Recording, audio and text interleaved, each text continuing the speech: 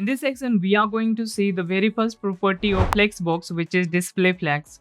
In the previous section, we have seen by using Flexbox, we can create row and column layout. To use Flexbox, we need a parent container, right? So in this markup, you can see we have this parent container, and inside this container, I have 4 divs over here, which we can call its child element as well.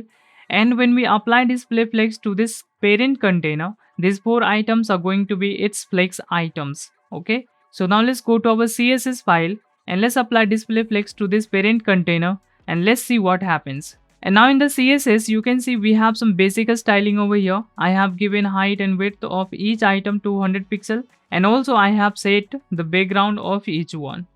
Okay, so now let's go to our container. This is our container, and now we will apply display flex to this. Let's apply display and flex.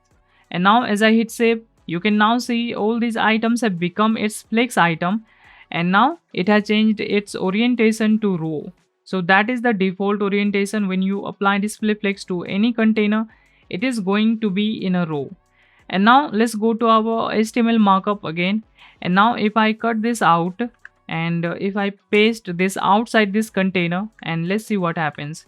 And if I hit save now, so now you can see this item 4 is no longer a flex item. That is why it is out of this container, and all these 3 items are only flex items. So now if I use any of the flex properties in this container, that is going to be applied in these 3 items only. It is not going to work on this one because this is outside the container and it is not a flex item as well.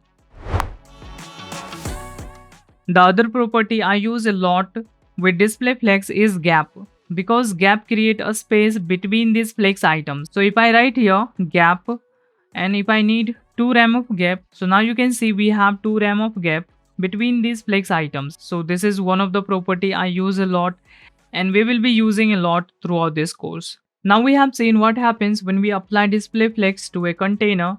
Then all the child element inside the parent container is going to be side by side, which is in a row. Okay, so I think that should be clear now. Okay, so now we have the first challenge of the class, which we are going to achieve only using display flex property. Okay, and now you can see what we have to create. We have this 3 card over here. You can see we have something written over here as like quote, and then we have the name. This is what you have to create using display flex only. You can see the markup over here. We have this container and these 3 items inside this container, and now you have to apply display flex to this parent container. Okay, so give this challenge a shot, and we will be creating this card in the next section.